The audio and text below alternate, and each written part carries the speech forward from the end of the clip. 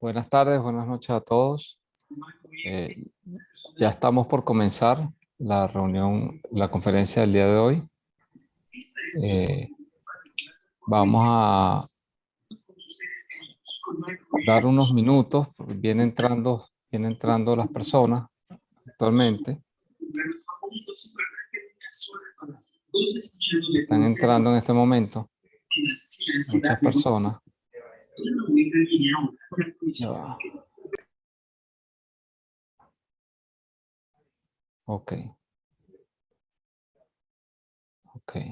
Bueno, vamos a hacer unas pruebas a ver si el audio funciona bien. Mientras tanto, vamos dando eh, unos minutos para que las personas entren al salón. Vamos dando la bienvenida. Ok. Bueno, la conferencia de hoy, dictada por el venerable Nandi Sena, las creencias en el budismo. Esta es una segunda entrega de esa conferencia. Espero que las personas, bueno, que están asistiendo, si es por primera vez, pues perfectamente pueden ver este tema, y las personas que asistieron a la primera conferencia pues seguirán profundizando en el tema. Yo creo que bueno, sin mucha preparación, le podemos dar la bienvenida al venerable Nandi Sena. Ya con nosotros está Betty, está Marina.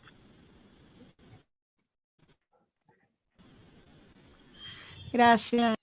No, es que no te estaba escuchando, pero no sé si es mi internet. Porque Oh, Bienvenido, venerable, gracias. Y Betty también, gracias. Gracias, Winston.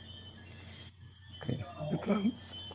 Bueno, buenas noches, buenas tardes a todos desde el Dhamma Vihara en México. Vamos a hacer unas pruebas antes de comenzar. Si me permiten, voy a compartir pantalla ahora.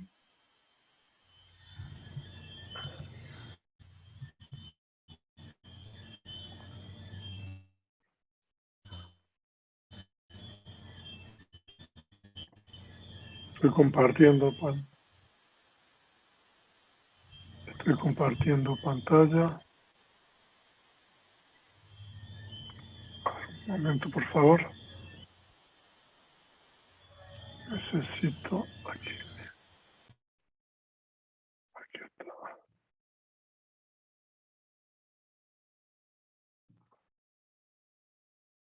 Okay.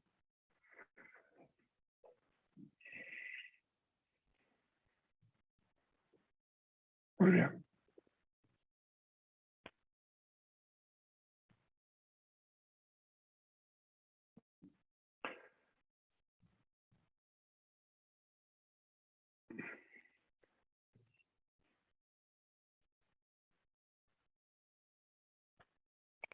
Muy bien. Vamos a hacer unas pruebas ahora. Estoy compartiendo pantalla. No sé si ustedes están viendo todo lo que estoy mostrando ahora. Sí, venerable, se Y ve. si me están oyendo. Sí, se escucha bien. ¿Y se oye bien también? Sí, venerable, Okay. se escucha bien. Entonces estamos grabando. Entonces voy a quitar mi video, después lo voy a poner para facilitar la conferencia. Entonces hoy es viernes 25 de junio del año 2021. Son las 7:03 p.m. hora de México. Y hoy día vamos a continuar con este ciclo de conferencias sobre las creencias en el budismo. Hoy va a ser la segunda conferencia. Como siempre, estas conferencias están patrocinadas y organizadas por el Instituto de Estudios Budistas Hispanos, el Dhamma Vihara, donde yo estoy ahora, en el estado de Veracruz, México. Cultivo de la Atención Plena AC Capac, en Veracruz, y el Centro Wada-i-Shin en Caracas, Venezuela. Ahora, en las enseñanzas del Buda, comprender de acuerdo con la realidad que es una creencia y tener como punto de partida una creencia correcta son dos cosas de vital importancia.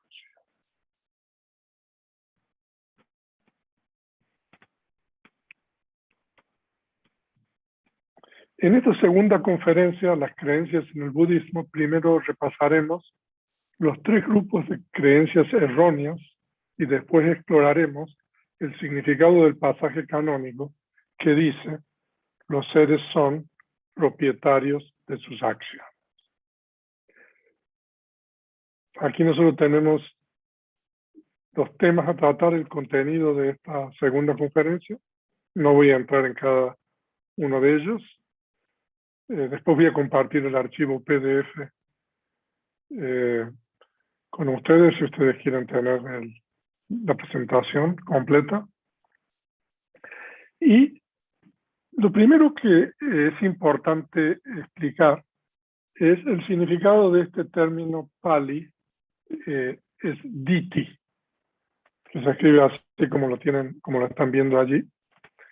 Y el término Pali Diti, que literalmente significa vista o lo que uno ve, que se puede traducir en español como concepción, creencia, visión, opinión, etc.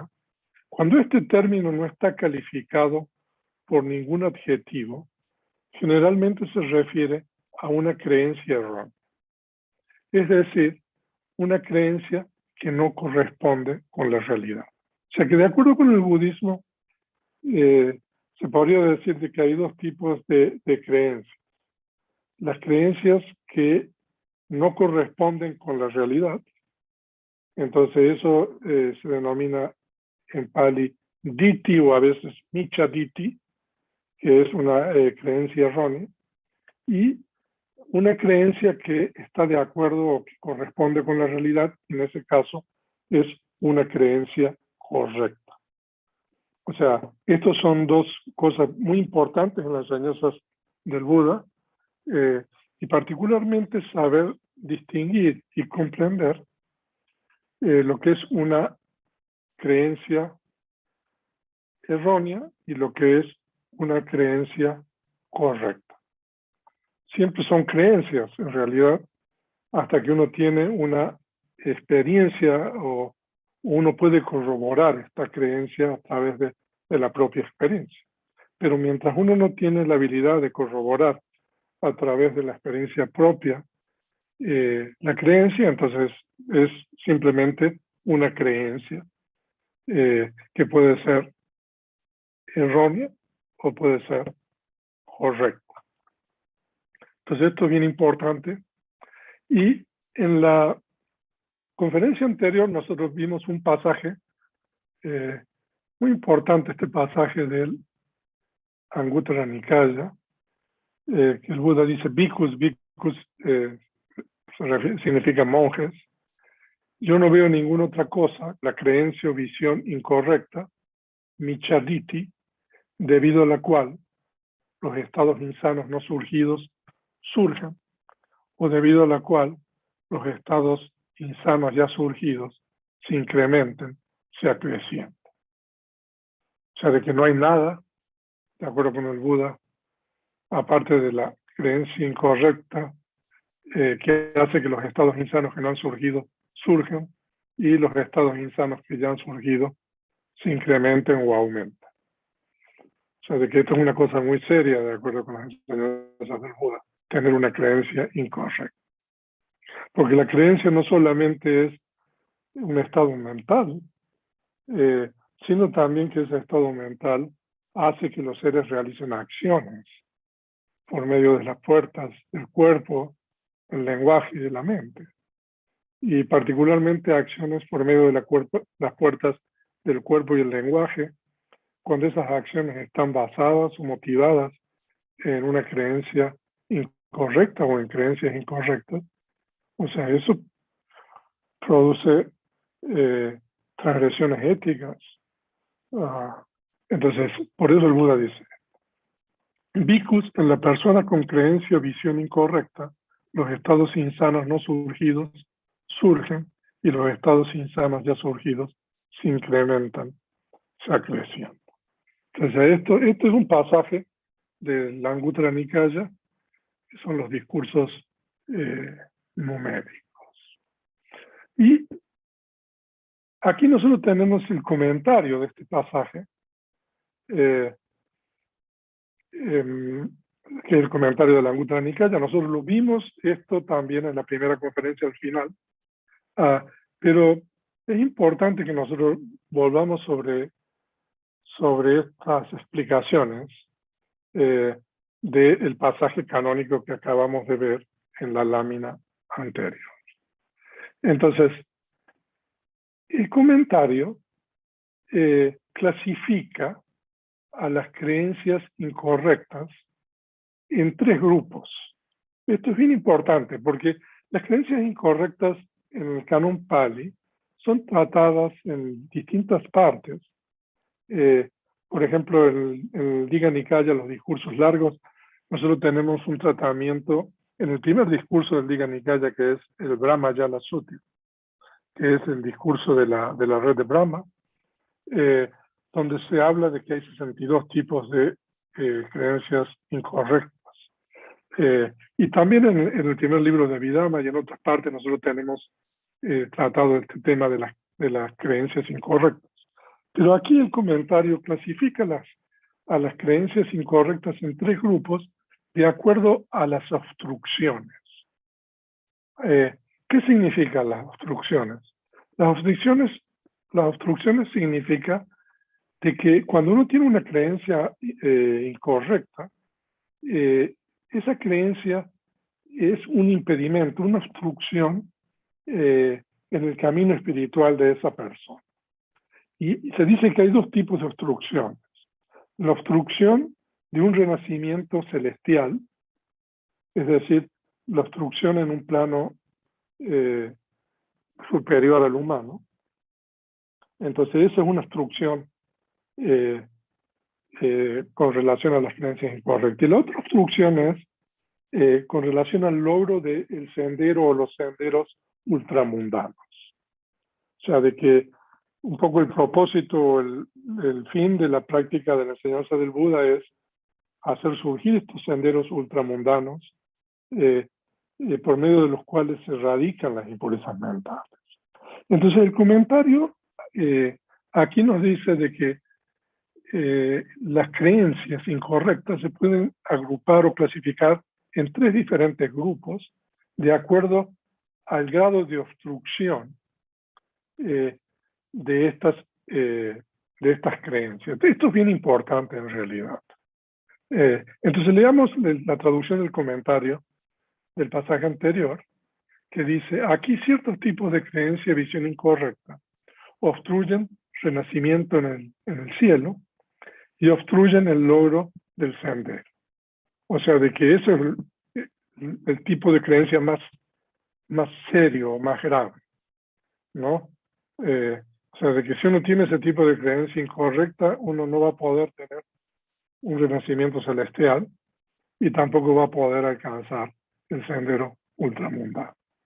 Y después tenemos el otro tipo, que es otros tipos de creencias incorrectas obstruyen el logro del sendero, pero no obstruyen renacimiento en el cielo o los renacimientos celestiales. O sea, de que eso no es tan, ese tipo de creencias incorrectas no es tan seria. Y el tercer grupo de creencias incorrectas dice, y otros tipos ni obstruyen renacimiento en el cielo, ni obstruyen el logro del sendero. O sea, de que este tipo de creencia incorrecta es el tipo de creencia incorrecta menos serio, podríamos decir. Este es un tema muy importante y muy interesante, que desafortunadamente no podemos entrar más en esto. A lo mejor en un futuro quizás podemos tener un curso sobre esto. Ahora, lo que a mí me llama la atención aquí, cuando estaba preparando esta conferencia, es de que el comentario solamente habla de las obstrucciones desde el punto de vista del destino después de la muerte y la obstrucción con relación a la posibilidad de alcanzar o lograr estos senderos ultramundanos. Pero en realidad el comentario no nos dice nada a nosotros de todas las transgresiones éticas en esta propia vida que un ser puede cometer cuando tiene una creencia incorrecta. O sea, es interesante esta reflexión porque nosotros vemos todo el sufrimiento que está ocurriendo en el mundo precisamente en este momento debido, digamos, a las transgresiones éticas que seres o instituciones cometen motivados por creencias incorrectas. O sea, de que nosotros aquí deberíamos quizás agregar un comentario para el siglo XXI, el mundo que nosotros vivimos, y hablar un poco de todo el problema que las creencias incorrectas ocasionan aquí y ahora en el mundo en que nosotros vivimos. Pero el comentario solamente se limita a hablar de las obstrucciones que estas creencias incorrectas tienen, digamos, con relación a la vida después de la muerte, ¿no? Y con relación al logro del sendero. O sea, de que este enfoque es un enfoque, o sea, muy espiritual, nosotros podríamos decir, cuando se habla de estas dos obstrucciones, y no se habla para nada de las transgresiones éticas que ocurren aquí y ahora, motivadas por estas creencias incorrectas en el mundo. Al final podemos hablar más de esto. Y ahora el comentario nos habla de estos tres grupos de creencias incorrectas. El primero es el más serio. Este hay que tener mucho cuidado, que son, este primer grupo consta de tres creencias, que es la creencia en la causalidad. Eso en Pali se llama Ahetukaditi, que es el primero. Ahora voy a explicar. La creencia en la ineficacia de la acción, en Pali se denomina Akiriya Diti. Y el tercero es la creencia nihilista o Natika Diti. Vamos a cerrar los videos de las personas. A ver si podemos cerrar los videos, por favor. Entonces, la creencia en la causalidad mantiene de que no hay causa o condición de las impurezas y de la purificación de los seres. Es decir, que los seres se contaminan o se purifican por azar, necesidad o destino. Entonces, esa es la creencia en la causalidad. La creencia en la ineficacia de la acción mantiene que las acciones que los seres realizan no tienen eficacia para producir resultados, ¿no? Y de esta manera se invalida las distinciones éticas de las acciones. O sea, como ustedes pueden ver, este tipo de creencias son creencias que pertenecen a este primer grupo. Y la creencia nihilista niega cualquier forma de supervivencia de la personalidad después de la muerte. Y también, cuando se niega eso, se está negando la significación ética de las acciones, ya sean buenas o malas de los seres. Entonces, estos tres tipos de creencias son los más graves, de acuerdo con la enseñanza del Buda, porque obstruyen, digamos, un renacimiento celestial y también obstruyen que el individuo pueda alcanzar los senderos ultramundanos. Y si nosotros agregamos esta dimensión del mundo en esta existencia, o sea, uno puede ver las consecuencias éticas y de sufrimiento que mantener este tipo de creencias origina, digamos, en el mundo en el cual nosotros vivimos. O sea, de que también desde la perspectiva del mundo y aquí y ahora, O sea, estos tres tipos de creencias son los más serios. Y después tenemos el segundo grupo, que es la creencia errónea especulativa que tiene 10 bases, como el mundo es eterno, etc. Y este tipo de creencia obstruye el logro del sendero, pero no obstruye el renacimiento en el cielo. O sea, de que ahora al final yo he agregado un cuadro donde ustedes pueden ver cuáles son estas creencias erróneas especulativas que tienen 10 bases. Y también le estoy dando referencias para que ustedes puedan informarse más sobre esto. Este segundo grupo es un grupo no es tan serio como el primero. Y este tipo de creencias son normalmente creencias sobre conceptos o ideas. Y el tercer grupo es la creencia en la personalidad, que tiene 20 bases. Esta creencia ni obstruye el renacimiento en el cielo, ni obstruye el logro del sendero. Ahora, la creencia en la personalidad es normalmente cuando uno se identifica con las experiencias que uno tiene. O sea, de que uno podría decir de que este tipo de creencia es una creencia básica, podríamos decir. Que cuando uno no tiene un desarrollo mental, normalmente uno se identifica con las diferentes experiencias que uno tiene.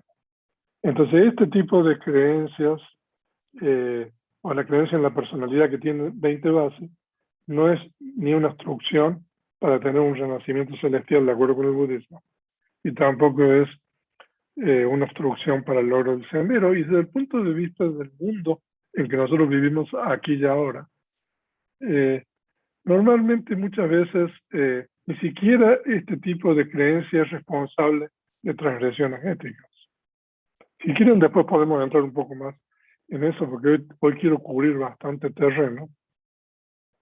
Entonces, he preparado este cuadro para que ustedes después lo analicen y lo estudien, donde tenemos estos tres grupos.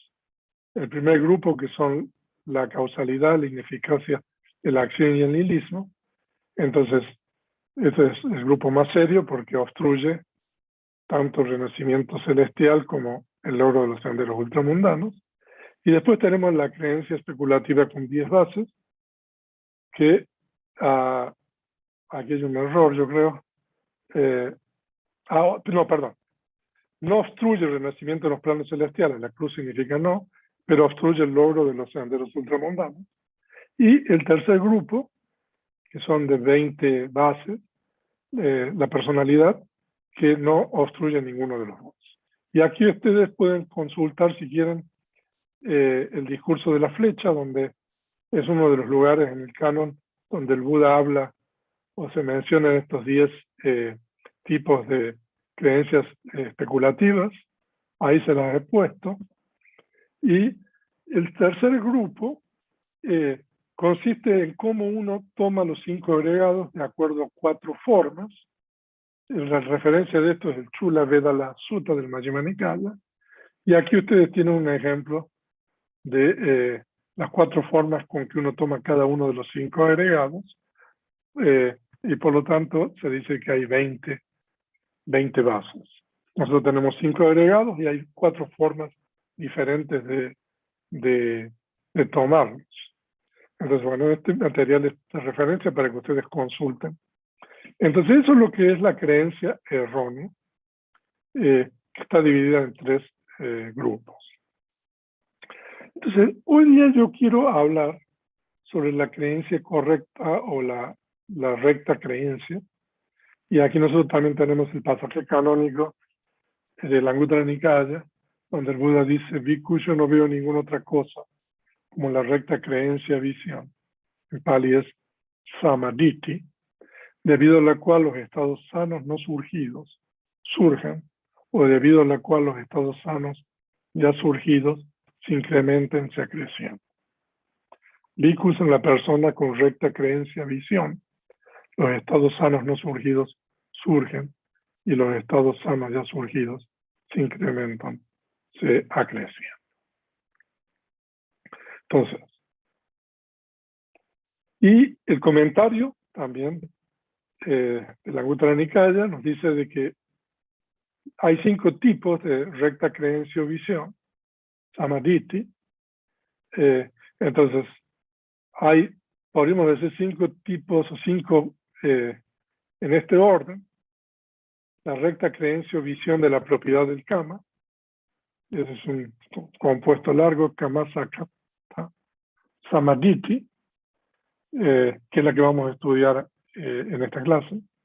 Y la segunda es el recto entendimiento de jhana. Jhana samadhi, que es el jhana son las absorciones meditativas. Y después, como ustedes ven, se va incrementando esto. El tercero es el recto entendimiento de introspección, vipassana samadhi. O sea que cuando uno puede ver, por ejemplo, las 3 características de los fenómenos condicionados, entonces se dice que uno tiene el recto entendimiento de introspección. O sea, de que uno está viendo las cosas de acuerdo a la realidad, tal cual son. Y ya el cuarto ya es un grado superior, que es el recto entendimiento del sendero. Magga Samadhi ya se refiere al sendero ultramundano. Y después tenemos el recto entendimiento de la fricción, que es Phala Samadhi. O sea, de que podríamos decir que eso está por grados.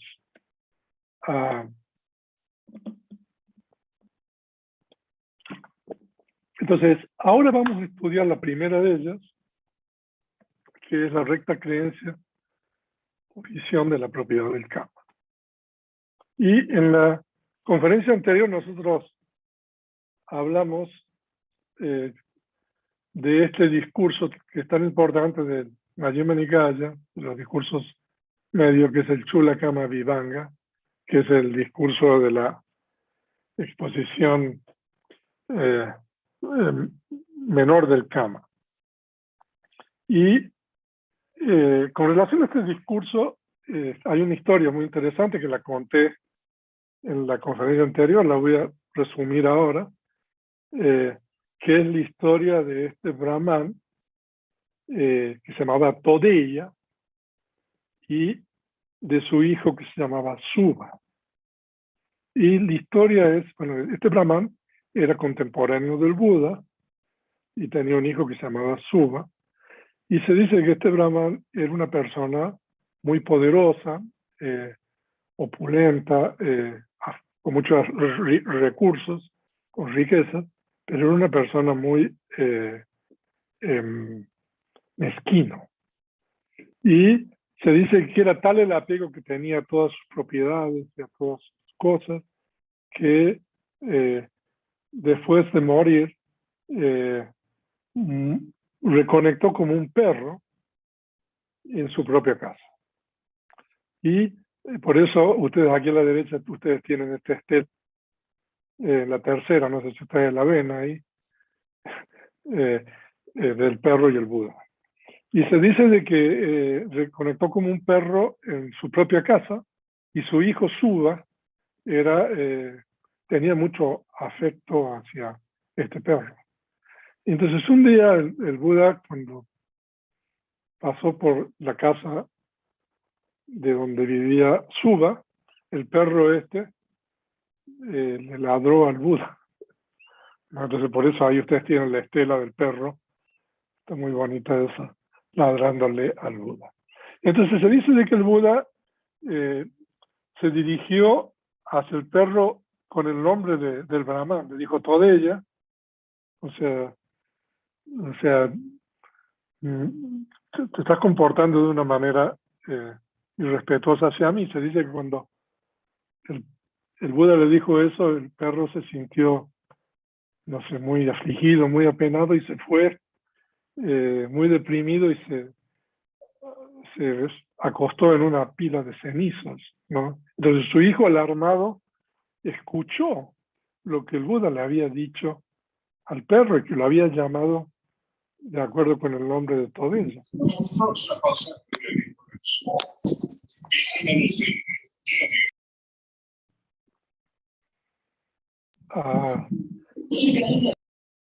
Por favor.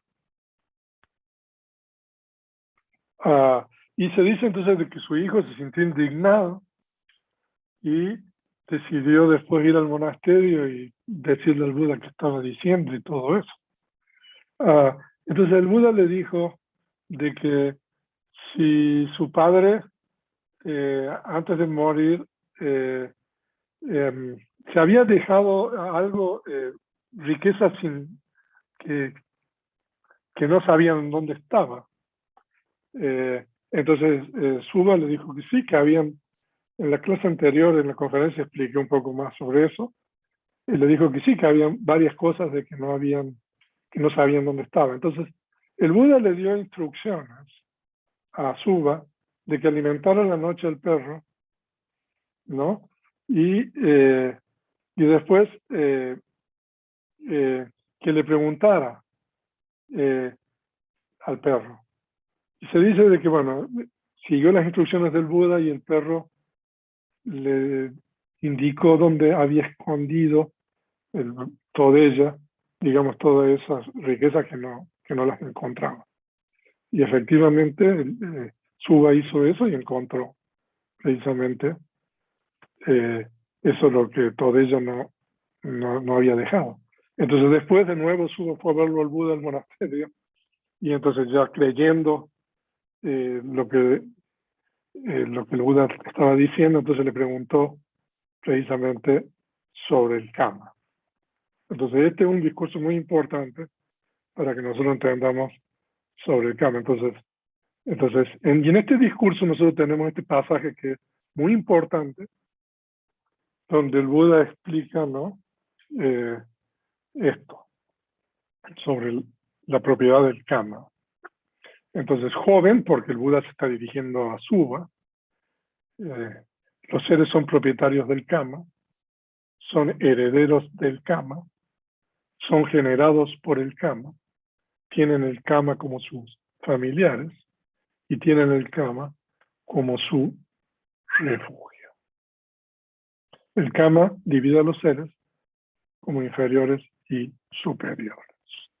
O sea, este pasaje ocurre también en varias partes del canon y es normalmente la explicación canónica en la canasta de los discursos sobre la propiedad del Kama. Y nosotros aquí tenemos 5 cosas, ¿no? Y yo los he puesto aquí para que ustedes las vean. El propietario del Kama es la traducción de Kamasaka, Kamasaka con una rayita arriba porque está en nominativo plural, ¿no? O sea, significa que los seres son propietarios del Kama, herederos del Kama, que es Kamadayada, generados por el Kama, Kamayoni, tienen el Kama como sus familiares, Kama Bandhu, y tienen el Kama como su refugio, Kama Pati Sarana. O sea, de que son 5 cosas que nosotros tenemos que entender aquí para entender lo que es la recta creencia de la propiedad del Kama. Ahora, pero para poder comprender correctamente el pasaje que acabamos de leer, es necesario entender 2 cosas aquí. Primero, el significado del término Kama, que normalmente no se entiende bien, y lo que se denomina la condición de Kama sincrónico. O sea, que esto tiene que ver con el Abhidhamma, que esto es Nanakanika Kama Pacha. Entonces, si nosotros entendemos estas dos cosas, nosotros vamos a poder entender correctamente ese pasaje. Entonces veamos primero el significado de Kama. Kama en Pali puede tener por lo menos 2 significados. El primer significado de Kama significa trabajo. O sea, por ejemplo, el trabajo de una persona es Kama. el kama, lo que hace, ¿no? O sea, la profesión, el oficio. O sea, eso es kama. Ese es un significado general del término kama. Y el otro significado que es el que nos interesa a nosotros aquí es el significado específico. Y nosotros aquí lo tenemos explicado esto en un discurso que es el Nivedika Sutta, también el Anguttara Nikaya, que es el discurso penetrante, donde el Buda dice, bhikkhus, a la abolición yo llamo kama. Por medio de la abolición, uno realiza la acción con el cuerpo, con la palabra o con la mente. O sea, de que esto es bien importante. Entonces el kama es la abolición. Entonces vamos a ver ahora qué es la abolición. Y aquí nosotros tenemos un gráfico. Entonces, de acuerdo con el Abhidhamma, la abolición es un factor mental universal que está asociada con cada una de las 89 conciencias, ¿no? Pero la abolición se convierte en kama cuando se asocia con alguna de 29 conciencias. Algunos de ustedes que están aquí han estudiado Abhidhamma, otros no. Pero bueno, esta es una explicación bien precisa de acuerdo con el Abhidhamma. Entonces, cuando la abolición se asocia con conciencias insanas, hay 12 conciencias insanas, eso es kama. Cuando la abolición se asocia con conciencias sanas y hermosas, que son 8, de la esfera de los sentidos, y 5 conciencias sanas de la esfera de la materia sutil, eso es un kama bueno, que se llama formaciones de mérito. Y cuando la abolición se asocia con 4 conciencias sanas de la esfera inmaterial, eso también es un kama bueno, que se llama formaciones de lo imperturbable. Entonces, solamente la abolición asociada con conciencias sanas o insanas es lo que se denomina kama. ¿Ok? Y ahora, esa abolición, que es un estado mental, es responsable de las acciones que los seres realizan por medio de las 3 puertas. O sea, de que nosotros realizamos acciones por medio del cuerpo, por medio del habla o del lenguaje, o por medio de la mente. O sea, de que hay 3 puertas de acción, ¿no? Ahora, la puerta del cuerpo, esto es bien interesante, lo que pasa es que no podemos entender, es una propiedad material que es producida por la conciencia, que en Pali se denomina kaya viñati. O sea que cada vez que nosotros, por ejemplo, movemos un brazo o caminamos, cualquier movimiento que nosotros hagamos por medio del cuerpo, ya sea sutil, ese movimiento es realizable porque existe esta propiedad material que se denomina expresión corporal o kaya viñati, ¿no? Si ustedes han estudiado Abhidhamma, ustedes van a ver, o sea, en el capítulo 6 del compendio, de cuáles son las conciencias que pueden generar la expresión corporal. Si ustedes han estudiado Abhidhamma, por favor consulten eso en el capítulo 6 y se van a sorprender porque van a ver cuáles son las conciencias que pueden generar la acción corporal y la acción verbal. La acción verbal también es una propiedad material que en Pali se denomina chi viñati, que es generada por la conciencia. Y esa propiedad material, no es por medio de esa propiedad material que uno realiza una acción, por medio de la puerta del lenguaje. O sea, cada vez que nosotros hablamos, está interviniendo esta puerta. Y el otro tipo de acción es la acción mental, que es solamente en la puerta de la mente, ¿no? Entonces, la acción mental es una acción que no se manifiesta ni por el cuerpo ni por el lenguaje. Entonces, nosotros, por medio de ese factor mental, asociado con alguna de las conciencias sanas o insanas, continuamente, bueno, cuando estamos durmiendo no estamos realizando acción de ninguna manera. Pero cuando estamos despiertos, entonces es durante ese periodo que nosotros estamos realizando acciones corporales, verbales y mentales, y estamos generando karma.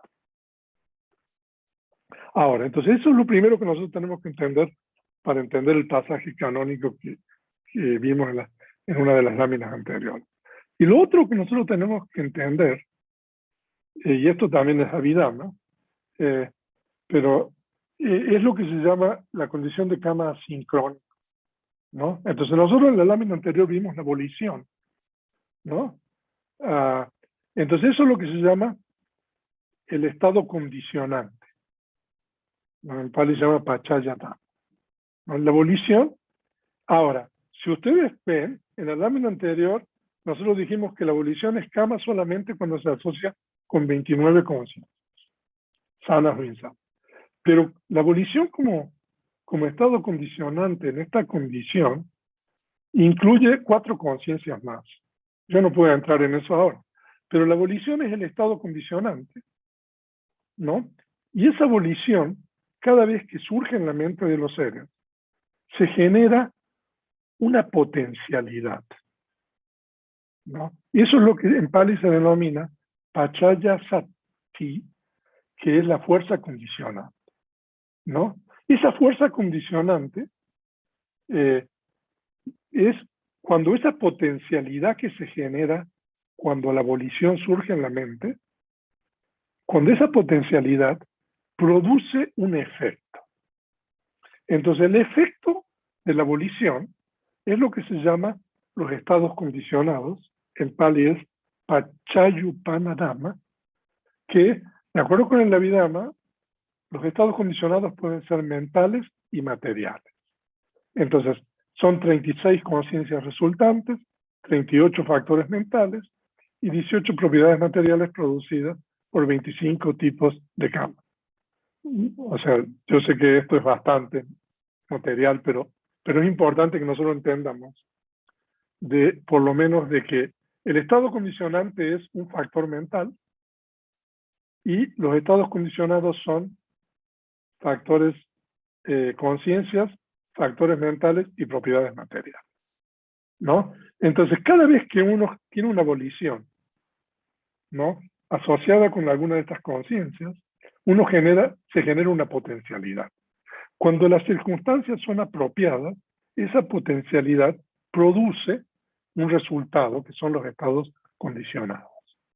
¿Y por qué se produce ese resultado? Debido a la fuerza condicionante. Ahora, es importante entender que en este tipo de condición de karma sincrónico siempre hay un espacio de tiempo entre el estado condicionante y los estados condicionados, ¿no? O sea, siempre hay un espacio de tiempo, ¿no? No puedo entrar en eso, pero, o sea, que el estado condicionante pertenece al pasado y los estados condicionados, podríamos decir, pertenecen al tiempo presente o al futuro, si todavía no han ocurrido. Y otra cosa que es importante comprender aquí es que el karma solo es el estado condicionante, es decir, la volición. Porque normalmente la gente interpreta el karma como el resultado. Pero no, el karma es la volición, la acción, ¿no? Y los estados condicionados son los resultados del karma. Ahora, si ustedes entienden lo que nosotros hemos explicado con relación al significado del karma en la lámina anterior, y si ustedes entienden sobre esta condición de karma sincrónico, entender el pasaje canónico es fácil, ¿no? Entonces, por eso quería, antes de explicar cada uno de estos 5 del pasaje canónico, que ustedes entendieran esto, porque entonces cuando nosotros decimos que los seres son propietarios del karma, Entonces, estamos refiriéndonos a la volición asociada con estado, conciencias sanas o insanas. Eso quiere decir. Entonces, solo las acciones sanas e insanas de los seres son sus verdaderas propiedades que los acompañan a donde sea que vayan en el ciclo de la existencia. Verdaderas está entre comillas, porque todas las otras propiedades, ¿no? O sea, uno posee riqueza, dinero, hablemos también de familiares, seres queridos, no es como si nos pertenecen en cierta manera. Pero de acuerdo con esta explicación, todas las otras propiedades pertenecen solo a esta existencia, ¿no? Eso significa que cuando uno muere, o sea, esas propiedades no pueden continuar con uno. Y no solamente pertenecen a la existencia presente, sino que estas propiedades están sujetas a la destrucción, a la pérdida. O sea, de distintas formas uno puede perder o lo que uno tiene se puede destruir, ¿no? Y por esta razón, de acuerdo con las enseñanzas del Buda, no son propiedades verdaderas o verdaderas propiedades, ¿no? Entonces eso es importante que nosotros comprendamos por qué el Buda dice de que los seres son propietarios del karma. Es decir, que nosotros somos propietarios de esas voliciones sanas o insanas que hemos generado, producido en el pasado. Y que estamos produciendo en el presente. Y que vamos a producir en el futuro. O sea, esa es la verdadera propiedad que uno tiene. Las otras propiedades son propiedades, no obstante uno se esfuerza por obtener esas otras propiedades, esas propiedades son propiedades que tienen una fecha de caducidad, podríamos decir, en esta existencia presente, están sujetas a la destrucción por el fuego, por el aire, por el agua, etc. O sea, por lo tanto no son propiedades verdaderas. Y la segunda es que los seres son herederos del karma. O sea, en este caso, tenemos que entender la otra parte de la condición de karma sincrónica, que son los resultados, ¿no? Así como uno es propietario de las acciones, o sea, uno es propietario de los resultados. Ahora, si nosotros hablamos de acuerdo con el Abhidhamma, nosotros tenemos que calificar un poco eso, pero bueno, entendamos de esta manera. Solo los resultados de las acciones sanas e insanas de los seres son sus verdaderas herencias que los acompañan a donde sea que vayan en el ciclo de la existencia. Todas las otras herencias pertenecen solo a esta existencia presente, están sujetas a la destrucción, pérdida, y debido a esto no pueden ser consideradas como verdaderas herencias. O sea, de que uno puede recibir cosas, pero esas cosas que uno recibe como herencia también tienen una fecha de caducidad, que es esta existencia, y además de tener una fecha de caducidad, están sujetas a la destrucción y a la pérdida. Entonces, en cambio, los resultados de las acciones, eso continúa en el ciclo de la existencia. Y el número 3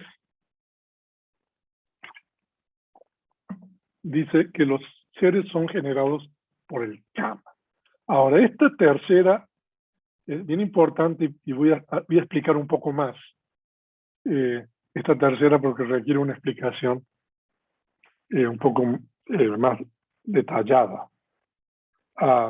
Entonces, aquí esta tercera, si nosotros vemos de acuerdo con la lámina de la condición de karma sincrónica, también se refiere al resultado del karma, el resultado de la volición, pero el resultado en el momento de la reconexión, ¿no?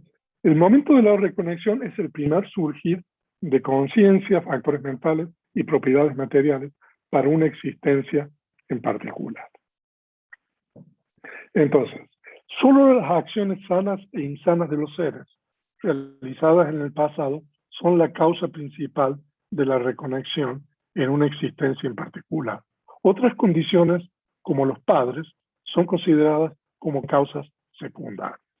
Esto es bastante profundo, esto es difícil de explicar, entonces por esa razón vamos a utilizar nosotros este pasaje canónico del gran discurso de la destrucción del deseo, que ahí ustedes tienen una traducción al español, que se llama el Maha Sankhya Sutta, del Majjhima Nikaya. Y en este es un discurso muy importante porque el Buda habla de las condiciones para que exista una reconexión humana, ¿no? Entonces, leamos este pasaje canónico y después expliquémoslo. Porque este pasaje nos permite entender esto que el Buda dice, que los seres son generados por el kama. Entonces, bhikkhus, hay descenso en el vientre. Descenso en el vientre es una expresión idiomática en Pali para referirse, digamos, a la reconexión, que es el primer momento de conciencia, factores mentales y materia para una existencia en particular. Entonces el Buda utiliza este término que es Gabasa o Gaba Vacanti o Gabasa Avacanti, o sea, hay distintas formas. Entonces eso significa descenso en el vientre, pero literalmente se refiere a la reconexión. Entonces hay descenso en el vientre debido a la concurrencia de tres cosas o tres factores. Aquí el padre y la madre se unen, pero no es el periodo de fertilidad de la madre, y el ser a reconectar, Gandhava, no está presente. En este caso no hay descenso en el vientre, es decir, no puede haber reconexión. Este es el primer caso. Aquí el padre y la madre se unen, y es el periodo de fertilidad de la madre, pero el ser a reconectar no está presente. En este caso tampoco hay descenso en el vientre, es decir, que no puede haber reconexión. Pero bhikkhus, cuando el padre y la madre se unen, y es el periodo de la madre, y el ser a reconectar está presente, de la concurrencia de estas tres cosas, de estos tres factores, hay descenso en el vientre, es decir, existe reconexión. Entonces aquí nosotros tenemos, de una manera más clara, lo que dice el Buda en el pasaje anterior. Entonces, para que exista la concepción o la reconexión de un ser humano, se requieren tres condiciones. Entonces, la unión del padre y la madre, periodo de fertilidad de la madre, y la presencia del ser que va a reconectar. Ahora, si ustedes leen el pasaje canónico de el gran discurso de la destrucción del deseo con atención, es sugestiva la forma en que se llega a las tres condiciones. Por la forma en que este pasaje está formulado, pareciera que la única condición fundamental es la tercera, ¿no? Y este hecho es confirmado por explicaciones y pasajes que se encuentran en otras obras del canon Pali y de la literatura postcanónica. O sea, de que, de acuerdo a la enseñanza del Buda, la número uno puede estar ausente. Y la número dos también puede estar ausente. Pero la número tres siempre tiene que estar, siempre tiene que existir para que exista una reconexión o la concepción de un ser humano.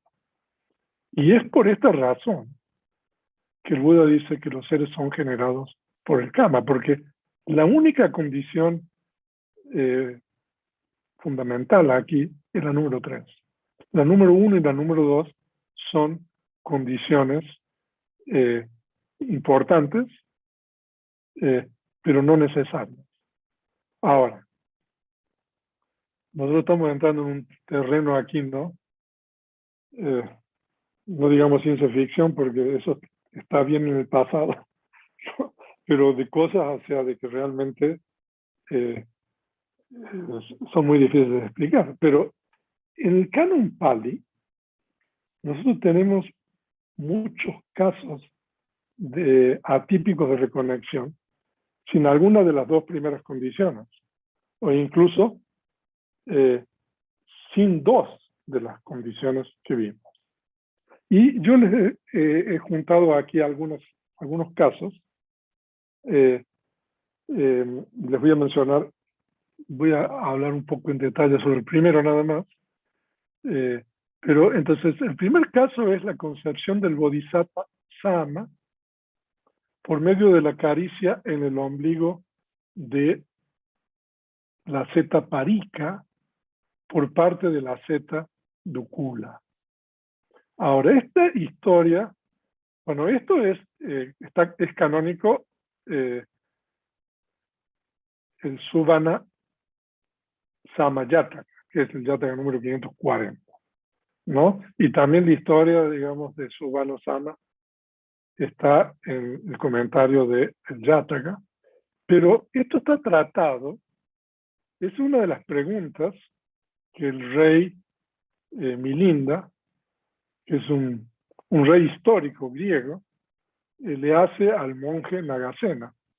O sea, eso está en las preguntas en este libro que se llama el Milinda Paña, que es en la tradición Theravada del Sexto Concilio. Es un libro, una obra canónica, no obstante fue compuesta alrededor del comienzo de la Era Común.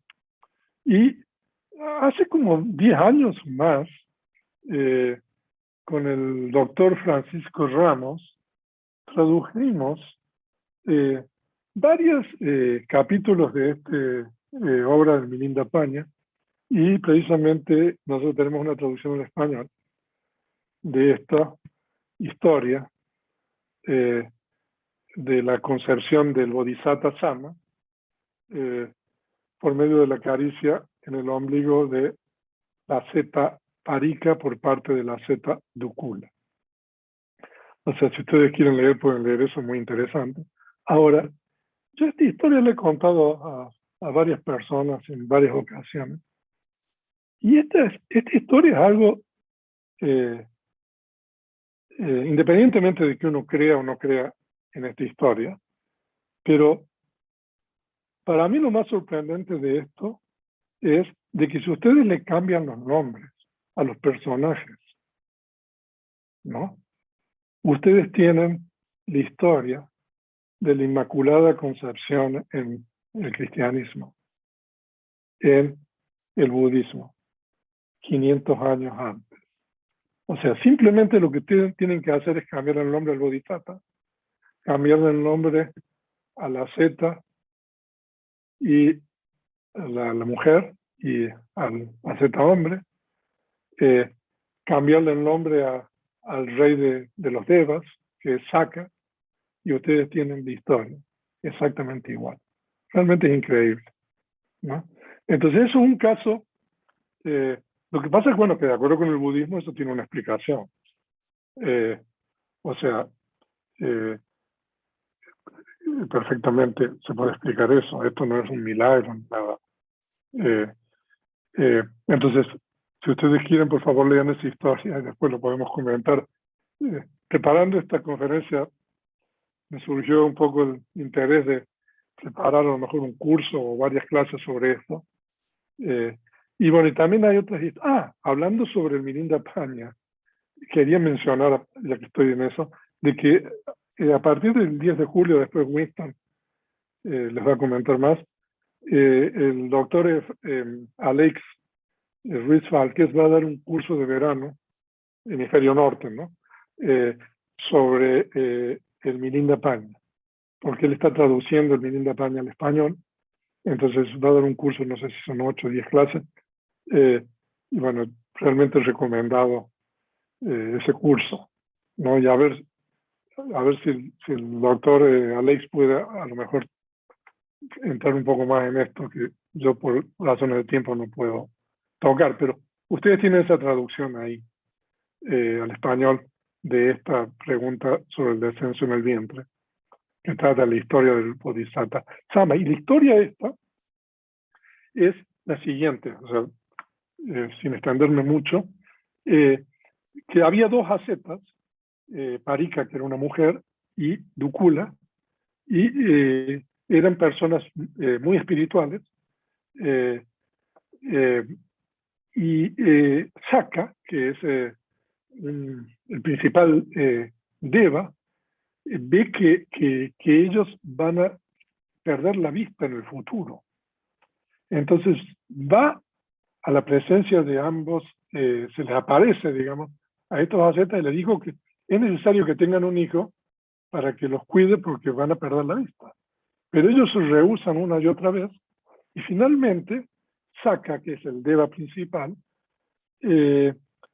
lo convence a Dukula que el día en que Parika, digamos, esté fértil, digamos, simplemente acaricie el ombligo. Y entonces, pero no solamente eso, Saka, que es el Deva principal, también va a hablar con el Bodhisattva, que está en el plano de los Devas, y hace de que el Bodhisattva esté de acuerdo en reconectar, digamos, en el vientre de Parika cuando Dukula le acaricia el ombligo. Entonces, de esa manera se produce la concepción del Bodhisattva Sama. Bueno, y después viene toda la historia, ¿no? De que se queda ciego y Sama los cuida, etc. Bueno, y ahí tienen más historias.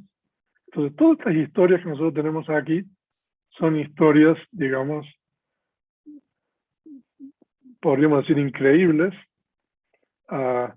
pero cuando nosotros llegamos al último punto, que son los casos de reconexión humana en el modo de origen de humedad, bueno, esas historias son aún más increíbles, ¿no? Que es la historia de Padumavati e hijos, de Luvati, porque en este caso estos seres humanos reconectan sin necesidad de un vientre, ¿no? O sea, que no se dan las dos primeras condiciones. O sea, no puedo entrar más en esto, pero lo importante aquí, cuando el Buda dice que los seres son generados por el karma, se refiere que la condición principal para que un ser reconecte, en este caso como humano, es precisamente el karma pasado que ese ser generó. Y es porque se generó ese karma pasado que existe esa condición, que es la más importante, ¿no? Para que ese ser reconecte. Y entonces la unión del padre y la madre y el periodo de fertilidad de la madre son condiciones que permiten, digamos, que esta tercera condición, que es la fuerza kármica, digamos, podemos decir, se implante, digamos, en ese material genético que es producido por el padre y la madre. Eso significa los seres son generados por el karma. Y el número 4 es, los seres tienen al karma como sus familiares. Solo las acciones sanas e insanas de los seres son como sus verdaderos familiares que los acompañan a donde sea que vayan en el ciclo de la existencia. Todos los otros familiares, amistades, podríamos agregar, pertenecen solo a la existencia presente, están sujetos a la separación y debido a esto no pueden ser considerados como verdaderos familiares. O sea que aquí también son las acciones sanas e insanas, ¿no? Hay un sutta en el Samyutta Nikaya, en los discursos agrupados, donde el Buda dice de que la atención plena o sati es el mejor compañero de la mujer o la mejor compañera del hombre en el mundo. O sea, de que tener, digamos, una conciencia sana, o sea, es mejor aún de que tener a alguien que esté acompañándolo uno y ayudándolo.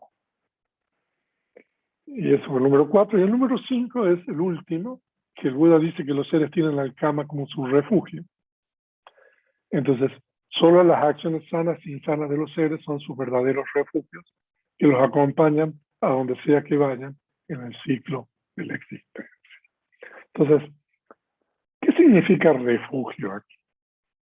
El término refugio en Pali Patisarana significa algo en lo que uno depende para protegerse de peligros y problemas, ¿no? Entonces, por ejemplo, nosotros somos budistas, tenemos el triple refugio en el Buda, en el Dhamma y en el Sangha, ¿no? Normalmente cuando uno sigue las enseñanzas del Buda, creen en lo que el Buda enseñó, entonces normalmente uno va por refugio al Buda, al Dhamma y al Sangha. Pero en realidad, por ejemplo, para nosotros practicamos las enseñanzas del Buda, hay 4 refugios, de acuerdo con esto. El refugio en el Buda, en el Dhamma y en el Sangha, pero hay un 4º refugio que es lo que se refiere este 5º punto, que es el buen karma, las buenas acciones que uno realiza. No obstante, nosotros normalmente nos refugiamos en el Buda, en el Dhamma y en el Sangha como una forma de protección. Hay un 4º refugio que son las buenas acciones que nosotros realizamos. Ahora, el triple refugio en el Buda, en el Dhamma y en el Sangha se dice que solo existe cuando existe en el mundo la enseñanza del Buda. O sea, de que este refugio en el Buda, en el Dhamma y en el Sangha, antes de que el Buda surgiera en el mundo hace 2600 años, no existía, ¿no? Pero el refugio en las buenas acciones siempre existe, ¿no? Y yo he hecho esto solamente para explicarlo desde la perspectiva del budismo. Pero en realidad esto lo podemos aplicar a cualquier otra religión, ¿no? No sé, uno podría decir, ¿no? Antes de que surgiera, digamos, esta otra religión, refugio en esa religión o en los profetas de esa religión no existían, ¿no? Y también nosotros podemos aplicar este razonamiento para aquellos que no tienen una creencia en particular. O sea, las acciones de los seres y el refugio de las acciones. No sé si es correcto decir perenne, ¿no? Pero mientras uno esté en el ciclo de existencia, ese es el refugio, digamos, que uno va a tener. Existan, digamos, las enseñanzas del Buda o no existan las enseñanzas del Buda, existan otras enseñanzas espirituales o no, crea uno o no crea en esas enseñanzas. Entonces, por esta razón el Buda dijo, ¿no? Es un verso del Dhammapada 160, en verdad uno mismo es el protector de uno mismo. ¿Qué otro protector habría?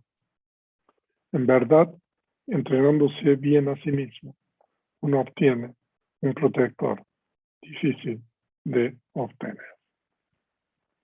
O sea, este es un verso bien importante, ¿no? Que uno tiene que protegerse a sí mismo. ¿Qué significa protegerse a uno mismo? Uno se protege a uno mismo por medio de acciones sanas, acciones meritorias, ¿no? Y realizando acciones sanas, acciones meritorias, uno puede alcanzar precisamente las conciencias del sendero, ¿no? Y cuando uno alcanza las conciencias del sendero, uno tiene un protector, ¿no? Es difícil de obtener, pero es la mejor protección que uno puede alcanzar. Entonces, con eso nosotros finalizamos esta conferencia. Prácticamente aquí tenemos un par de láminas más. En esta conferencia primero estudiamos el significado del término palititi, que significa creencia errónea, y los 3 grupos de creencia errónea y su clasificación de acuerdo al grado de gravedad en base a 2 obstrucciones, reconexión en los planos celestiales y el logro de los senderos ultramundanos. Nosotros también dijimos que aquí deberíamos considerar, además de estas 2 obstrucciones, digamos, todo el daño que uno puede hacer en esta existencia, en este mundo, cuando uno tiene concepciones erróneas, creencias erróneas, y uno realiza acciones que son transgresiones éticas. Y después estudiamos el primer tipo de recta creencia, de acuerdo al pasaje del Chulakamadvidanga Sutta, ¿no? O sea que estudiamos solamente el primero, la recta creencia y visión de la propiedad del campo, ¿no? Estudiamos que esas 5 cosas que explicamos en cierto grado de detalle. O sea que hasta aquí, esta es la última lámina. Entonces, ahora podemos, si ustedes desean, hacer preguntas, comentarios. A ver si los moderadores me ayudan un poco.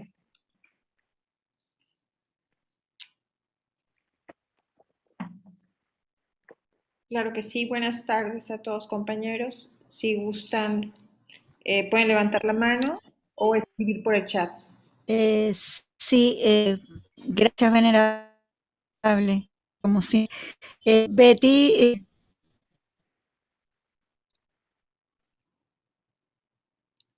Creo que el internet de Marina está un poco inestable. Sí, no lo escuchamos bien. No se Efectivamente, escucha bien a Marina. No. no se escucha bien. Pero bueno, adelante con las preguntas, si gustan, compañeros, a través del chat o levantando la mano. O levantando la mano.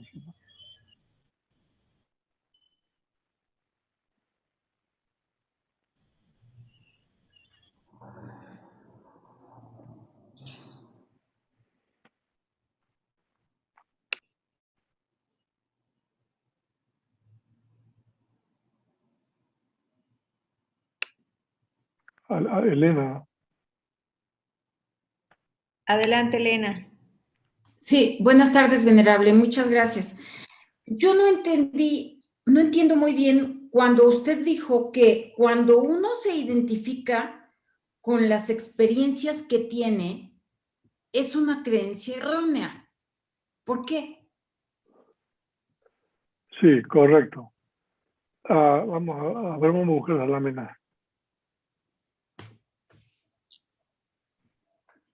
Ok, aquí. No. Ahora, el tercer grupo, ¿no? En Pali se llama Sakaya Ditti, ¿no? Que se traduce algo así como la creencia en la personalidad. En realidad, la creencia de que hay algo aparte de lo que uno se identifica, ¿no? Entonces, por ejemplo, cuando uno se identifica con el enojo, por ejemplo, ¿no? Uno está tomando al enojo, ¿no? De una manera diferente a como realmente es, ¿no? Entonces, eso es lo que quiero decir, ¿no? O sea, de que en realidad el enojo es un estado mental que surge y cesa, ¿no? Pero como nosotros no tenemos, digamos, suficiente claridad de entendimiento, comprensión, etcétera, entonces nosotros lo tomamos y nos identificamos. Entonces, en el momento que nosotros nos identificamos de alguna de estas 4 formas, entonces nosotros estamos creyendo, digamos, por decir así, entre comillas, ¿no? Que existe algo, ¿no? Aparte de ese estado que surge y cesa, ¿no? O sea, que eso es una que estamos tomando algo de una manera diferente a lo que es. O sea, yo no sé si creencia es un término, la traducción correcta aquí, pero eso es lo que significa, ¿no? Lo que pasa es de que sí, en algunos contextos hay que traducirlo de una manera y en otros contextos hay que traducirlo de otro, pero lo que significa aquí es que nosotros estamos tomando algo, ¿no? De una manera diferente a la realidad, ¿no? O sea, porque nosotros no tenemos suficiente comprensión de ese fenómeno. Si nosotros pudiésemos ver ese fenómeno con concentración y atención y sabiduría, simplemente veríamos de que ese estado surge y cesa. Pero como no tenemos esas cualidades, digamos, entonces nosotros lo tomamos y nos identificamos con ese estado. Como un yo, como mío, ¿no? O sea, son formas, digamos, que uno puede tomar eso.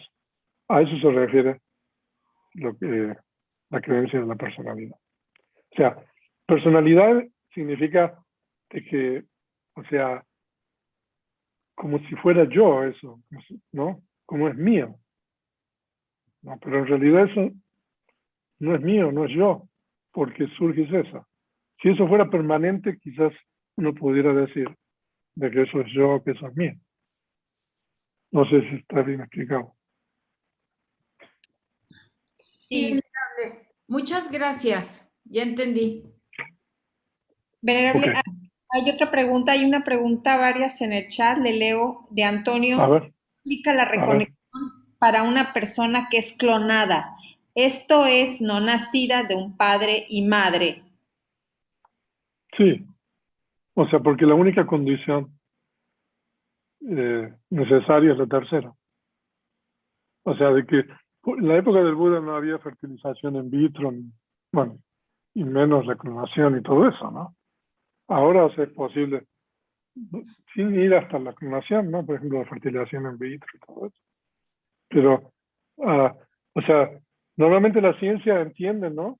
Cómo eh, eh, lograr, digamos, que esa fecundación o la creación de un embrión, ¿no? Y después lo implantan, digamos, en el útero o en la matriz de la madre.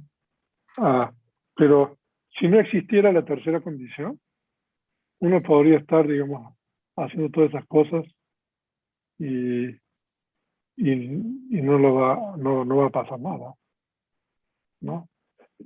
Por eso yo ahí les puse algunos casos atípicos de que ahora con los avances científicos, todas estas cosas que podrían parecer, ¿no? Yo no digo ciencia ficción porque tendríamos que inventar un nuevo término porque eso viene de antes, ¿no? Pero a ver, estoy buscando su término. Eh, eh, estas historias, ¿no? Ahora, hay una historia aquí, qué bueno que hace la pregunta Antonio. Esto de la reconexión humana en el modo de origen de la humedad, ¿no? Con esa historia de Padumavati, Paduma significa loto en Pali. O sea, que en realidad ella no nació de un vientre, sino de que, por eso se dice que hay 4 modos de origen, ¿no? Y ella nació y 400 y tantos de sus hijos también nacieron de la misma manera, ¿no? Ahora, hace muchos años, cuando se empezó a usar el Internet y empezamos a tener cursos online, me recuerdo que tuvimos un curso de Abhidhamma en la vida cotidiana. De hecho, Ruti tradujo ese libro del venerable Janaka, que se llama Abhidhamma en la vida cotidiana, y que nosotros lo publicamos hace mucho tiempo y dimos un curso sobre eso. Y en ese curso, en un capítulo que no me recuerdo cuál es, hay estas historias, o los nombres por lo menos, no de esos casos. Claro, cuando en ese curso nosotros mencionamos esta historia, bueno, esto es, digamos, far-fetched, ¿no? Como se dice en inglés. Pero resulta ser, y esto es muy interesante, que en Japón, científicos han logrado, con animales por supuesto, hacer algo similar, ¿no? Ahora no tengo la referencia, pero por ahí la podría encontrar. Incluso bien interesante porque a estos seres, esos animales que han logrado reproducir de esta manera, le han dado los nombres budistas, ¿no? Que nosotros tenemos aquí, ¿no? Como Padumavati y Veluvati, ¿no? O sea, de que sí, la única condición, volviendo a la pregunta de Antonio, es necesaria es la tercera, ¿no? Y ahora, digamos, con las cuestiones del avance de la ciencia, algo que parece absolutamente, ¿no?, imposible de aceptar o de creer, ahora a lo mejor es posible, digamos, explicar, ¿no? Sí, solamente, por eso el Buda dice que, que el Kama es nuestro progenitor, ¿no? Se podría entender mucho más, pero ok. ¿Qué otra pregunta hay en el chat? No, está el micrófono. Sí. Carlos Está haciendo una pregunta venerable. ¿Las creencias erróneas son heredables o una creencia errónea se puede tomar como resultado de otra creencia y así ser heredado a través de las reconexiones? Ahora, no, las creencias erróneas son, como se dice, libre albedrío. O sea, de que uno no ahora, pero lo que es importante aquí es de que si uno ha tenido muchas concepciones erróneas en el pasado, ¿no? Uno tiene una predisposición a volver a tener ese tipo de creencias erróneas. O sea, pero no es heredable en el sentido de que las creencias erróneas son resultado, ¿no? O sea, hay conciencias resultantes, hay factores mentales resultantes, hay propiedades materiales que son producidas por el karma. De ninguna manera las creencias erróneas hay que considerarlas de esta manera, ¿no? Pero sí, hay una predisposición. Si uno ha mantenido creencias erróneas, entonces uno tiene una predisposición a tener ese tipo de creencias nuevamente, ¿no? Y de esa manera entonces se puede explicar muchas cosas de acuerdo con el budismo, ¿no? Porque hay gente, ¿no?, que persiste, tiene cierto tipo de creencias y otros tienen otras, ¿no?, diferentes, y la gente, ¿no?, se aferra y mantiene y sostiene esas creencias. Ok. Soledad tiene la mano Ahora, levantada, venerable. Soledad tiene la mano levantada. Adelante, Soledad. sí, adelante. Bueno, muchas gracias, venerable. Gracias a todos los que pueden organizar este tipo de conferencias. Mi pregunta creo que es un poco más por curiosidad.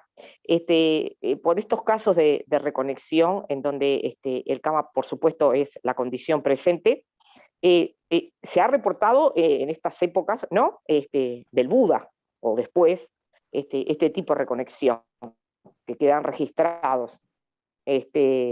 Ahora, en estos tiempos, en 2000 años hacia acá, en la era común, ¿se ha reportado algún tipo de caso? ¿O considera usted que quizá este tipo de personas que podrían reconectar como humanos son personas como con condiciones o camas especiales, como por ejemplo el Bodhisattva Sama?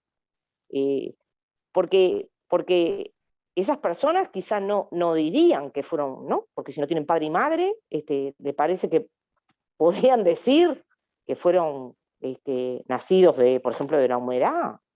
No sé, es un poco curiosidad. Ahora, Gracias. sí, ahora el caso de, por ejemplo, los primeros casos que tenemos ahí, el Bodhisattva Sama, bueno, sí, o sea, son seres espiritualmente, ¿no?, muy avanzados ahora, pero el Bodhisattva Sama nació del vientre de Parika, ¿no?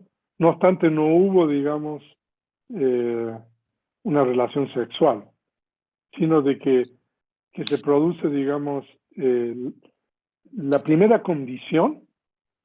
O sea, en el caso del Bodhisattva Sama, la historia es de que en el momento en que acaricia, la zeta acaricia el ombligo de la mujer de la zeta Parika, cuando está fértil ella, ¿no?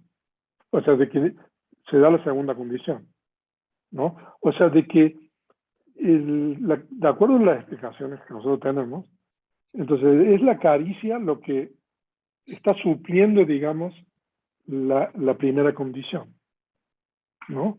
Y de hecho, en los comentarios, o sea, por eso estaba diciendo de que a lo mejor tenemos que tener un curso, varias clases sobre esto, ¿no? O sea, de que en este caso se dan dos condiciones de las tres, ¿no?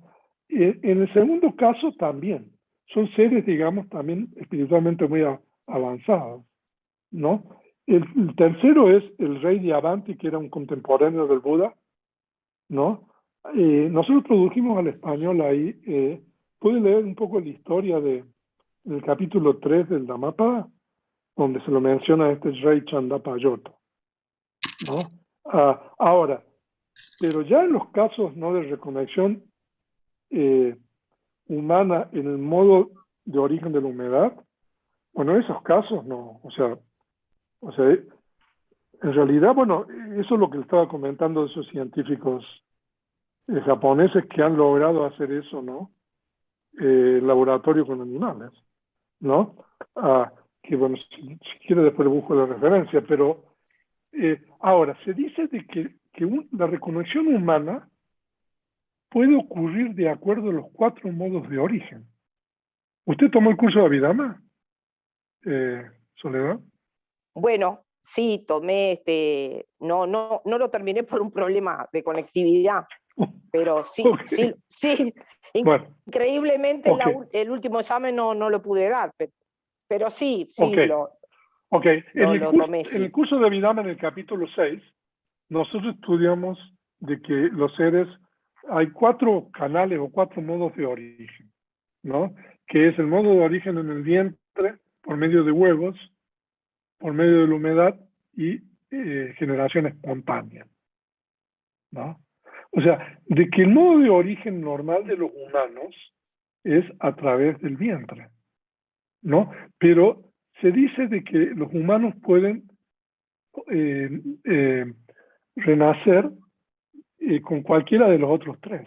Ahora, de acuerdo con la cosmología budista, cuando se origina el universo, los primeros humanos son de generación espontánea, ¿no? Entonces, o sea, bueno, son cosas, ¿no? De que, no sé, uno no tiene pruebas, uno no puede saber, ¿no? Pero bueno, eso es lo que el Buda dijo y lo que nosotros tenemos, ¿no?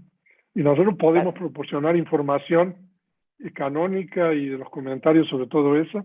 Ahora, ¿cómo podemos demostrar eso? No creo que tengamos forma de demostrar eso. Únicamente eso los científicos están haciendo, ¿no?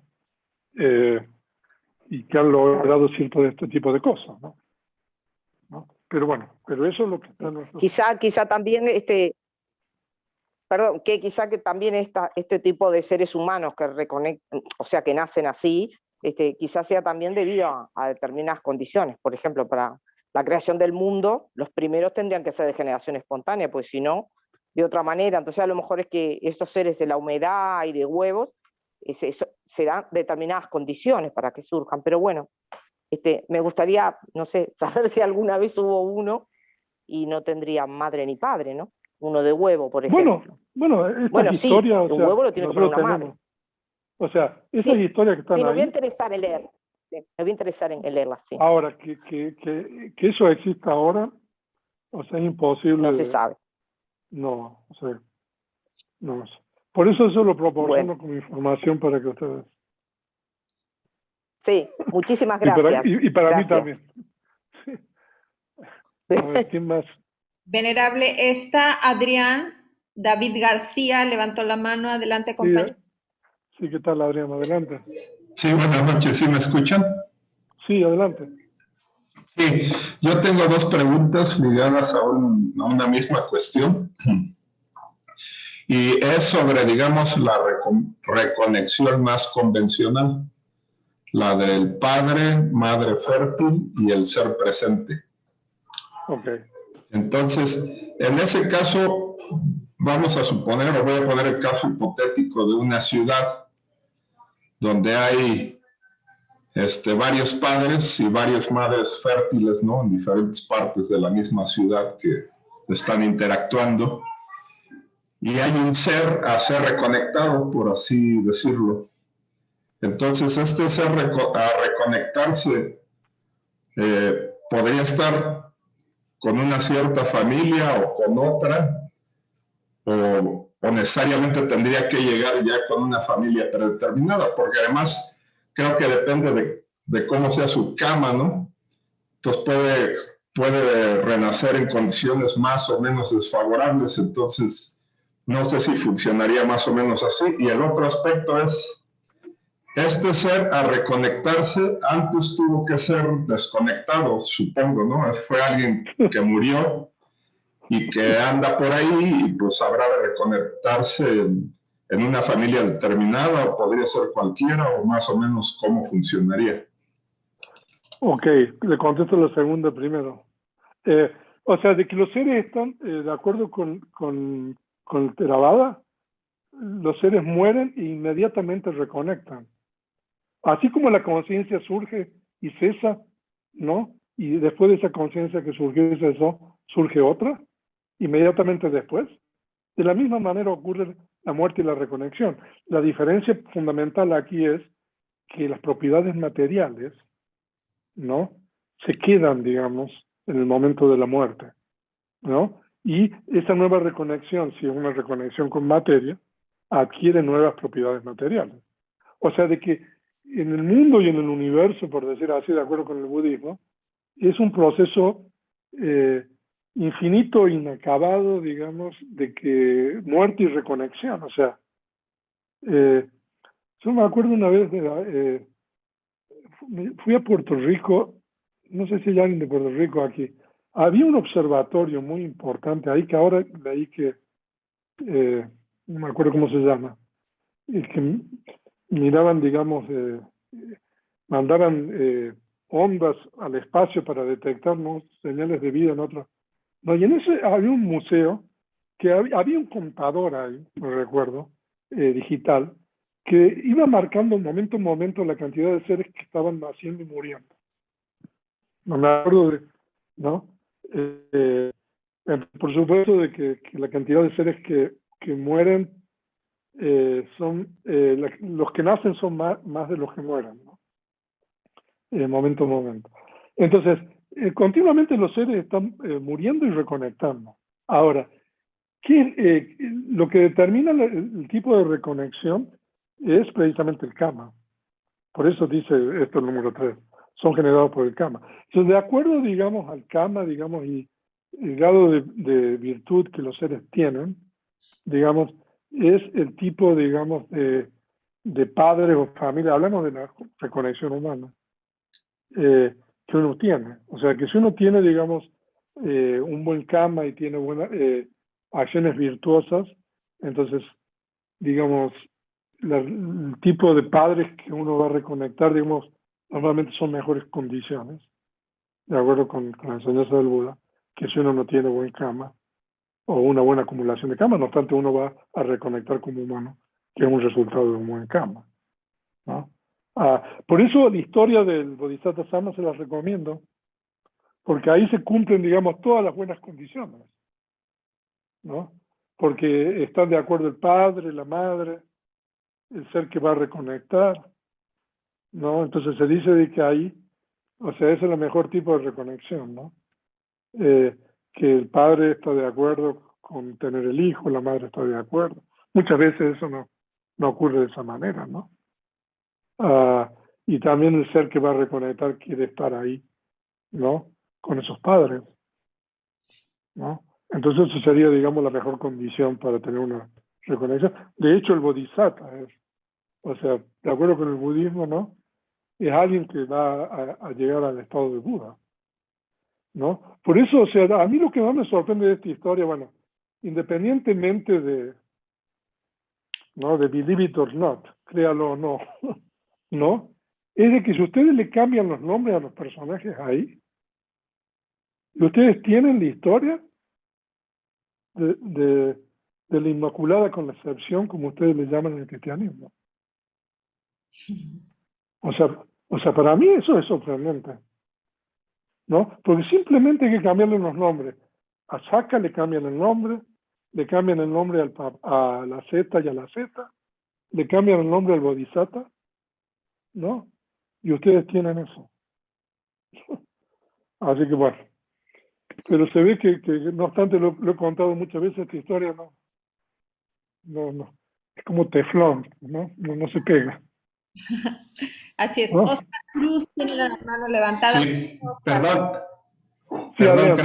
gracias, venerable. Nada más que como comentó lo del principio, que la reconexión es inmediata, me surgió una duda como que muy mexicana, no sé si muy latinoamericana. Yo he escuchado cientos de testimonios, bueno, estoy exagerando, decenas de testimonios de gente que después de que murió un familiar, un hijo, un sobrino, la esposa, alguien ve a esa persona despedirse. Y la gente lo cuenta con mucha convicción. O sea, de alguna manera la persona que acaba de morir habría ido y se habría aparecido, se habría despedido, habría sonreído antes de la partida, ¿no? Entonces, esto entonces no sería posible desde el punto de vista budista, porque si la reconexión es instantánea, pues entonces no habría esta posibilidad, ¿no? No, o sea, sí, o sea, que eso es posible y eso no invalida el hecho de que la reconexión sea instantánea, porque no o sea, uno no sabe exactamente en qué momento ocurre la muerte, o sea, a lo mejor la persona está en un estado de coma o está por morir, ¿no? Y también hay historias, por ejemplo, de que a los padres, ¿no? Se le aparece, digamos, la persona que está por morir, ¿no? Y que va a reconectar también, ¿no? Hay este profesor Ian Stevenson, yo comenté la otra vez, que bueno, ya falleció, que tiene muchos libros escritos sobre eso. Y hay historias muy interesantes sobre eso, ¿no? Pero sí, o sea, la reconexión y la muerte son inmediatas. No puede haber espacio interviniente. Venerable. ¿No? Gracias. Sí, sí. Gracias. Compañeros, les vamos a pedir que sean ágiles sus preguntas, que no tarden, y es una pregunta nada más por tiempos, para darle oportunidad a toda la sanga. Oscar Cruz, adelante. Muchísimas gracias, Venerable. Buenas noches. Buenas noches, ¿qué tal? Venerable, teniendo como contexto desde la perspectiva de las enseñanzas del Buda que las creencias es algo que está pendiente por comprobar, puedo inferir, Venerable, que para una persona que es muy creyente y que abundamos, en las sociedades, yo creo que podemos identificar las que somos claramente muy creyentes.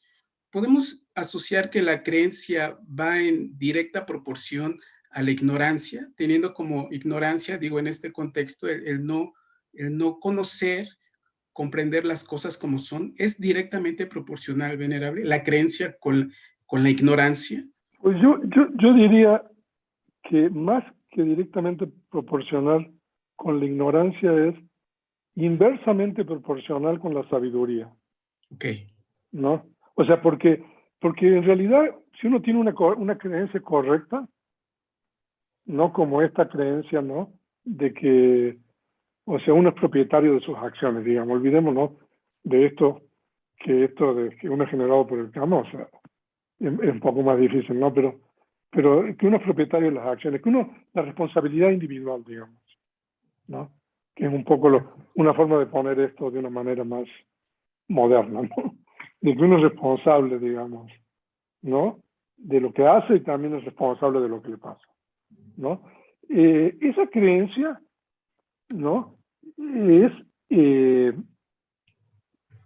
como sabiduría, ¿no? Por eso a veces es difícil traducir esto, ¿no?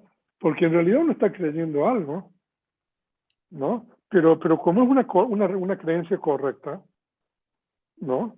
Ahora, pero claro, es inversamente proporcional a la sabiduría porque, o sea, se requiere que uno pueda corroborar eso. Exacto.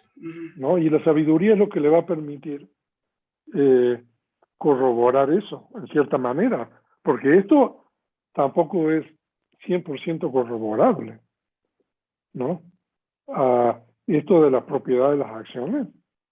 O sea, no sé, bueno, a no ser que alguien me pueda decir que sí es 100% corroborable, pero, ¿no? O sea, es corroborable parcialmente. O sea, cuando a uno le pasa algo, ¿no? Bueno o malo, ¿cómo uno sabe, ¿no? Si realmente eso se debe a algo en el pasado, o si Y si se debe algo en el pasado, ¿a qué se debe? ¿No? Entonces, o sea, nosotros nos tenemos que manejar con una creencia, yo creo. Pero lo bueno de este tipo de creencia, y estoy aquí un poco haciéndonos proselitismo budista, es de que, lo bueno de este tipo de creencia es que este tipo de creencia tiene consecuencias éticas favorables, ¿no? O sea, de que cuando uno sostiene este tipo de creencias, uno sabe, ¿no?, de que uno no va a estar causando daño o sufrimiento a otro a través de sus acciones, ¿no? Entonces, o sea, no es una creencia así descabellada, ¿no?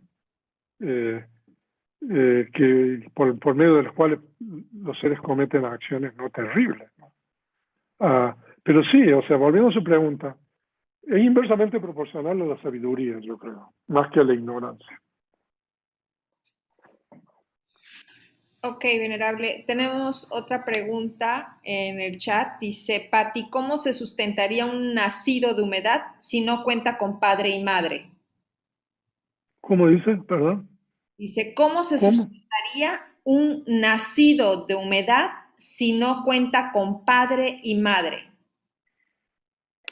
Pues esas historias están ahí, ¿no? En las escrituras budistas, ¿no? O sea, porque la condición fundamental es la fuerza kármica, ¿no? Y como existe, digamos, este modo de origen de la humedad, entonces, cuando existe, digamos, la humedad vendría a cubrir, digamos, los dos primeros, cuando se trata, digamos, de la reconexión por medio del viento. O sea, eso es lo que nuestras escrituras dicen, ¿no? O sea, como la tercera condición es la fundamental, ¿no? Entonces, por esa razón existen esos, para los seres humanos, esos 4 modos de origen, ¿no? Lo crea uno, no lo crea, lo puede demostrar, no lo puede demostrar, eso es lo que nosotros tenemos. Pues Okay. sí. Bueno, Lucía, bueno, vamos a la siguiente Lucía. pregunta. Venerable, buenas noches. Ahora con la pandemia, donde han muerto tantas personas, ¿se podría decir que quienes han fallecido fue por resultado de un karma colectivo? ¿Qué tal, Lucía? No, en realidad el karma es individual. O sea, lo que cuando decimos karma colectivo, a lo mejor la forma de entenderlo es que cuando muchos seres realizan un mismo karma juntos, experimentan, digamos, después el resultado colectivamente, pero el resultado es siempre individual. Ahora,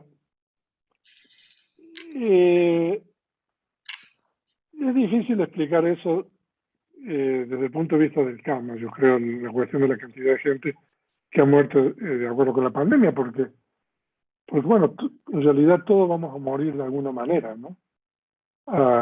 O sea, claro, ahora hay un incremento en todo eso, ¿no? Pero sí, hay un karma resultante, digamos, insano, cuando uno contrae, digamos, este virus, cuando uno experimenta, digamos,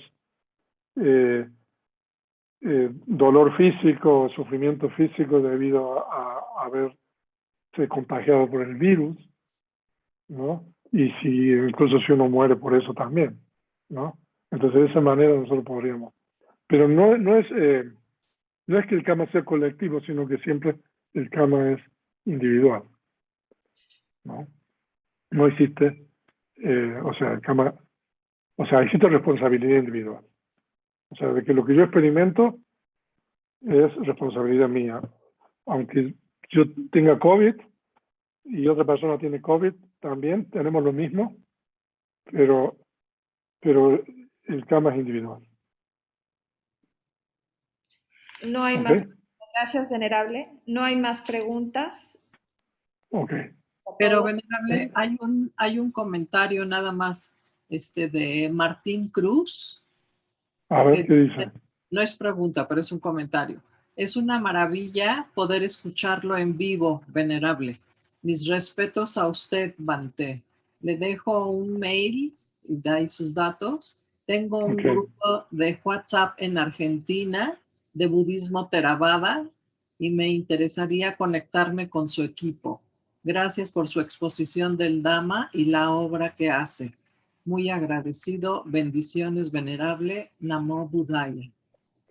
Ok, bueno, muchas gracias Martín por sus palabras y sus comentarios. Qué bueno que esto haya sido benéfico. Y ahí está mi equipo, ¿no? Uti y Winston, no sé quién más está ahí. Por favor, toman nota de su correo, ¿no? Y nos ponemos en contacto después, ¿no? Ok, entonces, bueno, ¿terminamos, Betty? Sí, venerable. Así es. Bueno, entonces, pues, buenas noches a todos y gusto de verlos nuevamente después de, yo creo que la última conferencia fue en abril o no me recuerdo cuándo, pero y que todos estén muy bien. Muchísimas gracias, maestro.